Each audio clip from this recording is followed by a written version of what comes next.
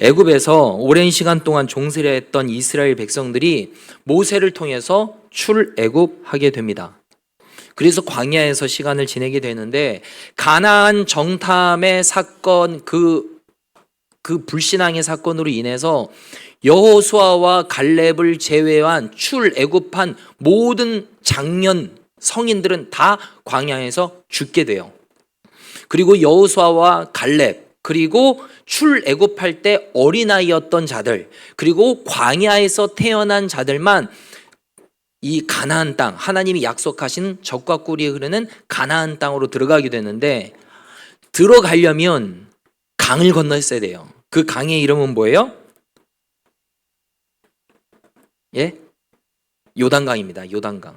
여러분 요단강 가보셨나 모르겠어요? 제가 성지순례 갔다 와서 사진을 찍어 온 것이 있습니다. 요단강 이렇게 생겼어요. 여러분 뭐 엄청 큰 강, 아마 뭐 금강 같은 거를 뭐 한강 같은 거 생각하셨는지 모르겠습니다. 요단강 이렇게 생겼습니다. 지금 물난리가 나가지고 막 흙탕물로 지금 아주 그 고생인 지역이 많이 있잖아요. 약간 그런 느낌이에요. 다음 사진. 여기에서 사람들이 와서 이제 성지니까 이곳에서 세례를 받는 분들이 많아요. 예수님이 이 요단강에서 세례를 받으셨죠. 예, 빼주셔도 되고요. 하나님께서 이 요단강을 건너야 하는 여호수아에게 이렇게 말씀을 하십니다. 3장 7절 말씀에 보면 여호와께서 여호수아에게 이르시되 내가 오늘부터 시작하여 너를 온 이스라엘의 목전에서 크게 하여 내가 모세와 함께 있었던 것 같이 너와 함께 있는 것을 그들이 알게 하리라 그랬습니다.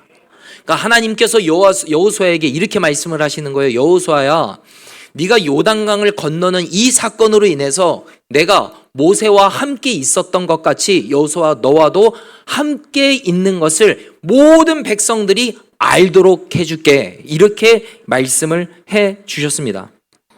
그 말씀을 받은 여호수아가 백성들에게 이렇게 말해요. 10절 말씀에 보면 또 말하되 살아계신 하나님이 너희 가운데 계시사 가나안 족속과 헷 족속과 히윗 족속과 브리스 족속과 기르가스 족속과 아므리 족속과 여부수 족속을 너희 앞에서 반드시 쫓아내실 줄을 이것으로 너희가 알리라 그랬어요.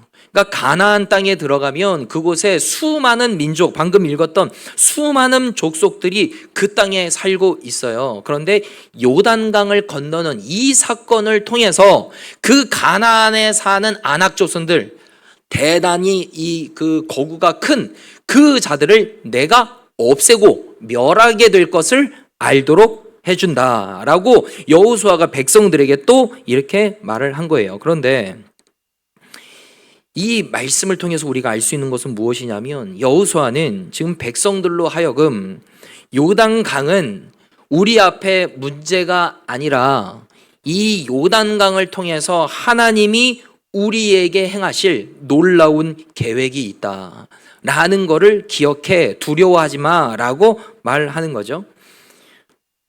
여호수아가 말한 이 고백이 우리의 고백이 되었으면 좋겠어요. 어떤 문제 앞에 두려워하기보다는 우리는 아무런 문제가 없었으면 좋겠지만 그 문제를 통해서 하나님께서 행하실 놀라운 계획, 하나님의 일들이 있음을 믿고 우리가 문제를 만나면 하나님이 이 사건을 통해서 나에게 가르쳐 주고 싶은 하나님의 계획이 있으시구나라는 것을 우리가 그렇게 믿음으로 반응하셨으면 좋겠어요. 자, 이스라엘 백성들이 이 은혜를 경험하기 위해서 해야 되는 것은 뭐냐면 순종해야 되는데 어떤 순종을 해야 되냐면 8절 너는 언약궤를 맨 제사장들에게 명령하여 이르기를 너희가 요단 물가에 이르거든 요단에 들어서라 하라 그랬어요. 그러니까 요단 강을 내가 갈라줄 테니까 건너가가 아니고요. 요단 강을 너희가 제사장들이 어깨에다가 법궤를 메고 그 요단강을 밟아라. 그러면 내가 그 건너게 해줄게. 이렇게 말씀하셨어요. 여러분 언약궤의 크기가 어떻게 되냐면 이 가로로 110cm, 세로로 70cm, 높이가 70cm예요. 근데 조각목으로 만들었거든요. 거기에 순금을 입혀놨어요. 무게가 꽤 되겠죠. 근데 그거를 제사장들이 어깨에 메고 물이 가득한데 그 위에 발을 디뎌라라는 거예요. 그러니까 갈라놓은 상태에서 너 건너가가 아니고 물이 가득한 상태에 있는 그 물을 제사장들이 어깨에 언약궤를 메고 발을 밟아라라는 거예요. 근데 그 시기가 어땠냐?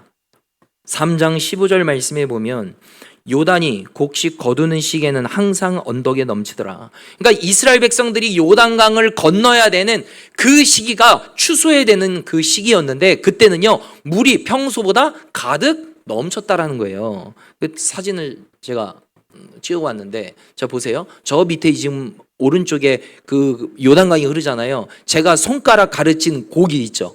물이 비가 오고 추수 때가 되면 물이 저만큼 넘친다고요. 그러니까 건너갈 수 있어요, 없어요? 없는 거죠. 근데 하나님께서는 너 요단강을 내가 다 갈라줄 테니까 너는 건너가 아니고요. 물이 이렇게 가득한 상태인데 제사장들이 언약궤를 메고 하나님의 임재의 상징인 하나님이 함께 하시는 언약의 상징인 법궤를 메고 그 강에 발을 내밀어라 라는 거예요. 여러분 홍해를 건널 때는 이스라엘 백성들이 어떻게 건넜죠? 홍해는 하나님께서 모세를 통해서 그 홍해를 갈라주셨습니다. 그리고 동풍을 일으키셔서 마른 땅으로 바꿔주셨어요. 그래서 마른 땅으로 바꿔준 상태에서 이스라엘 백성들이 건너가게 하셨습니다. 근데 요단강은 지금 다른 거예요.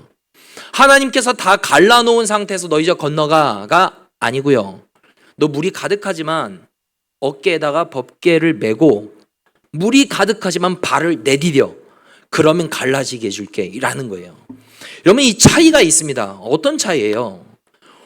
홍해를 갈르신 사건은 이스라엘 백성들이 애굽에서 하나님도 모르고 예외도 모르고 제사도 안 드렸던 상태였습니다.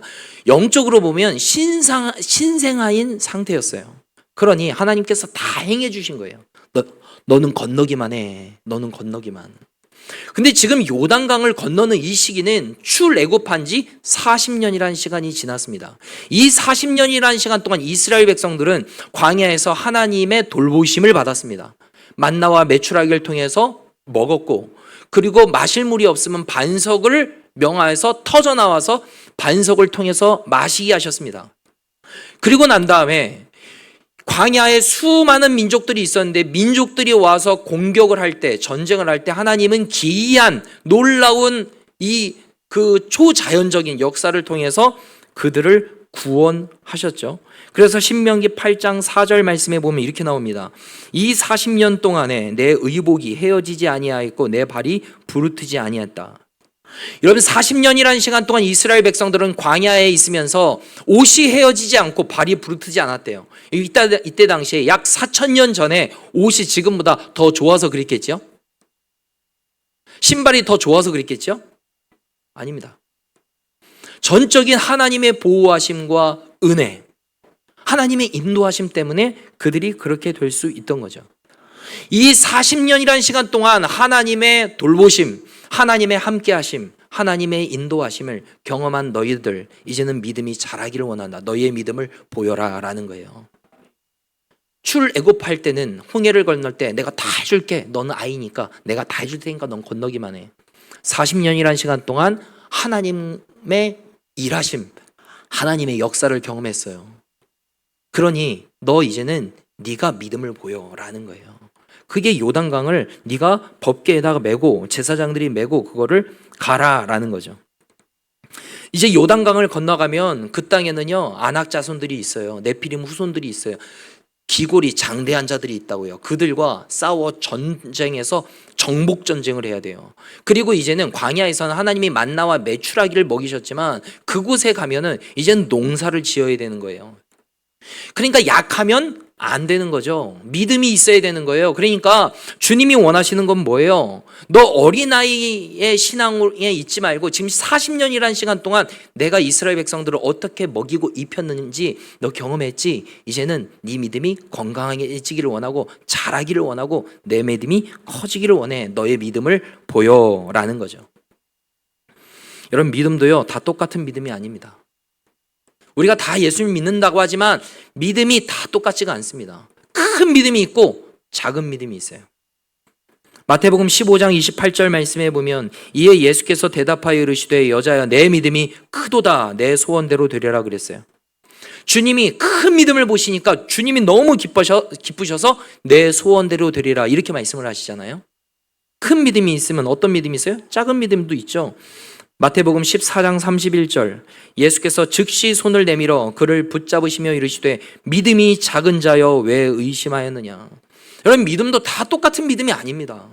큰 믿음의 소유자가 있습니다. 백부장의 믿음이 있어요. 그런데 작은 믿음도 있다라는 거죠. 주님은 이 작은 믿음을 보시면서 너 왜 의심하였느냐, 왜 작은 믿음을 가지고 있냐 라고 하면서 안타까워하시는 거죠. 여러분 이런 말씀을 통해서 우리가 알 수 있는 건 뭐예요? 우리가 신앙생활을 하고 교회를 다니는 지 10년, 20년, 30년, 40년, 50년, 60년, 70년 많게는 80년 이렇게 오랜 시간 동안 우리가 말씀을 듣고 예배를 드리고 했지만 하나님을 향한 믿음, 우리의 믿음이 조금씩 그렇게 자랐는가 하는 거예요. 우리 어린아이가 태어나면 시간이 지나면 지날수록 성장하잖아요. 크잖아요. 그거와 같이 우리의 신앙과 믿음도 하나님께서는 성장하고 자라기를 원하신다는 거예요. 히브리서 5장 12절 말씀에 보면 때가 오래되었으므로 너희가 마땅히 선생이 되었을 터인데 너희가 다시 하나님의 말씀에 초보에 대하여 누구에게서 가르침을 받아야 할 처지이니 단단한 음식은 못 먹고 젖이나 먹어야 할 자가 되었도다 그랬어요. 그러니까 시간이 신앙생활한 지 많이 지났음에도 불구하고 단단한 음식은 못 먹어요. 하나님의 강한 말씀, 훈련시키는 말씀은 못 받는 거예요. 믿음이 없으니까 나는 그렇게 못해 하면서 뭐예요? 젖이나 먹어야 할 자가 되었도다라는 거예요. 그러니까 이런 거예요. 우리가 성인이 아이들이 어린아이들이 먹는 젖병에 우유를 담아서 쪽쪽 빨고 있다고 생각을 해보세요. 성인이 쪽쪽쪽쪽 이유식을 먹고 있다고 생각을 해보세요. 이상하잖아요. 근데 영적으로 보면 그런 자들이 있다라는 거예요. 주님은 그것을 지금 말씀을 하시는 거예요. 여러분 우리의 믿음은 어떨까요? 우리는 지금 신앙생활을 하신 지 얼마 안 된 분들도 계시고 오래된 분들도 계실 거예요. 시작한 지 얼마 안 된 분들은 믿음이 약한 것은 당연해요. 충분히 그럴 수 있습니다. 그러나 시간이 10년, 20년, 30년 그 이상 많이 지났는데 하나님에 대한 믿음이 아주 조금만 있다면 그 말은 무엇이냐면 작은 유혹이 있으면 넘어져요. 작은 시험만 있으면 넘어가지를 못하고 넘어지는 거예요. 실족하는 거예요. 아주 작은 유혹도 못 넘어가는 거, 이게 영적으로 어린아이다 이 말이에요. 저와 여러분들의 믿음은 건강하신지요? 저와 여러분들의 믿음은 성장하고 있나요? 하나님을 향한 믿음이 정말 견고해지고 있나? 우리는 늘 점검해 봐야 된다라는 거예요. 여호수아는 하나님께서 명령하신 이 명령을 그대로 따릅니다. 3장 15절 말씀에 보면 요단이 곡식 거두는 시기에는 항상 언덕에 넘치더라. 궤를 맨 자들이 요단에 이르며 궤를 맨 제사장들의 발이 물에 잠기자. 어떤 역사가 일어나게 됐나? 16절 곧 위에서부터 흘러내리던 물이 그쳐서 사르단에 가까운 매우 멀리 있는 아담 성읍 변두리에 일어나 한 곳에 쌓이고 아라바의 바다 여매로 향하여 흘러가는 물은 온전히 끊어짐에 백성이 여리고 앞으로 바로 건널세. 이 말이 무엇이냐? 언약궤를 맨 제사장이 그 물이 가득한 물을 발에 담그니까 갑자기 위에서 흐르던 물이 딱 중단하게 되었다라는 거예요. 그러니까 하나님께서 마른 땅을 만들어 주셔서 17절 여호와의 언약궤를 맨 제사장들은 요단 가운데 마른 땅에 굳게 섰고 그 모든 백성이 요단을 건너기를 마칠 때까지 모든 이스라엘은 그 마른 땅으로 건너갔더라. 순종하고 어깨에 맨 제사장들이 물이 가득한 그 요단강에 발을 내디디니 그것을 하나님께서 중단시켜 주셔서 마른 땅으로 바꿔주시고 건너가게 하셨다라는 거예요. 모든 백성이 다 건너갈 수 있는 놀라운 은혜를 주셨다라는 거죠. 따라하겠습니다. 순종이 기적을 만듭니다. 아멘. 모든 이스라엘 백성들이 요단을 건넌 후에 하나님께서 이제 빨리 다 건너와 라고 하지 않고 한 가지 명령을 주십니다. 오늘 그 명령을 오늘 읽었는데 하나님께서 여호수아에게 어떤 명령을 주셨나 말씀을 보면요, 4장 1절부터 3절을 제가 천천히 읽어보겠습니다. 그 모든 백성이 요단을 건너가기를 마침에 여호와께서 여호수아에게 말씀하여 이르시되 백성의 각 지파에 한 사람씩 12사람을 택하고 그들에게 명령하여 이르기를 요단 가운데 제사장들의 발이 굳게 선 그곳에서 돌 12를 택하여 그것을 가져다가 오늘 밤 너희가 유숙할 그곳에 두게 하라 하시니라. 이제 다 건너왔으니 이제 법궤 들고 와라고 하지 않고 명령하시는 거예요. 각 지파에 한 명씩 대표를 뽑아라. 그리고 지금 제사장들이 요단 가운데에 서 있는데 그 앞에 가서 돌을 가져와라는 거예요. 여호수아는 그 명령을 받고 하나님이 이 명령을 왜 하시는지를 딱 간파했어요. 이해를 했어요. 그래서 여호수아가 이스라엘 백성들에게 이렇게 명령을 합니다. 4절 5절. 여호수아가 이스라엘 자손 중에서 각 지파에 한 사람씩 준비한 그 12사람을 불러 그들에게 이르되 요단 가운데로 들어가 너희 하나님 여호와의 궤 앞으로 가서 이스라엘 자손들의 지파 수대로 각기 돌 한 개씩 가져다가 어깨에 매라 그랬어요. 하나님께서는 여호수아에게 너 돌 가져와 라고 했는데 작은 돌을 가져오라고 안 하고 어깨에 매어 가져오라는 거예요. 그러니까 이 크기가 꽤 큰 거를 요구를 한 거죠. 여호수아는 왜 하나님이 그 돌을 가져오라고 했는지 여호수아가 이해를 한 거예요. 왜요? 다음 말씀에 보면 알 수 있어요. 자, 6절 말씀에 보면 이것이 너희 중에 표징이 되리라. 후일에 너희의 자손들이 물어 이르되 이 돌들은 무슨 뜻이냐 하거든. 여호수아가 지금 백성들에게 말하는 거예요. 지금 각 지파의 대표 한 명은 요단강 가운데로 가. 그래서 어깨에다가 큰 돌을 메고 너희들이 그 거할 그곳에 갖고 와. 그리고 거기를 쌓아놔. 그리고 시간이 지난 다음에 너희의 자녀들이 아빠, 엄마, 저쪽에 지금 돌 12개가 이렇게 크게 쌓여 있는데 저거 왜 쌓여 있는 거예요? 다른 데랑 다른데? 라고 묻거든 이라는 거예요. 자녀들이 저게 뭐예요? 무슨 뜻이에요? 라고 묻거든 이렇게 말해주라는 거예요. 7절. 그들에게 이르기를 요단물이 여호와의 언약궤 앞에서 끊어졌나니 곧 언약궤가 요단을 건널 때에 요단물이 끊어졌으므로 이 돌들이 이스라엘 자손에게 영원히 기념이 되리라 하라 하니라. 하나님께서 여호수아에게 너 요단강에 들어가서 돌 가져와. 그리고 여호수아가 백성들에게 큰 돌을 어깨에 메고 가져와 라고 한 이유가 무엇이냐면 너희의 자녀인 다음 세대들이 너희에게 저게 무슨 뜻이에요? 라고 묻거든 대답을 해주라는 거예요. 우리가 요단강을 이 강을 어떻게 건넌 줄 알아? 하나님께서 우리에게 제사장들에게 명령하셔서 언약궤에 메고 그 요단강에 발을 디디면 마른 땅과 같이 건너게 하시겠다고 말씀하셨고 우리가 그 말씀대로 순종하니까 하나님이 정말로 그렇게 해주셨어. 우리가 그래서 이 땅으로 오게 된 거야. 그래서 하나님이 그것을 기억하라고 이 돌을 가져오라고 해서 여기다가 쌓아놓은 거야. 알겠니? 라고 말하는 거예요. 이게 지금 무슨 말이에요? 하나님께서 여호수아에게 명령한 것 그리고 여호수아가 백성들에게 명령한 이유는 너희의 자녀 다음 세대들이 하나님의 일하심, 하나님의 역사하심, 하나님의 함께하심을 너만 경험하지 말고 너희의 자녀들에게 그거를 흘러가도록 하라는 거예요. 흘러가도록. 하나님께서 이렇게 말씀하신 이유가 무엇이겠어요? 다음 세대에게 신앙 전수하는 것이 그 무엇보다 중요해라는 것을 알도록 하기 위함이에요. 자, 그런데 안타까운 것은 그렇게 신앙교육이 중요하다라고 하나님이 가르쳐 주었고 여호수아가 가르쳐 주었는데 결국에는 어떻게 되냐? 여호수아 다음 말씀이 뭐예요?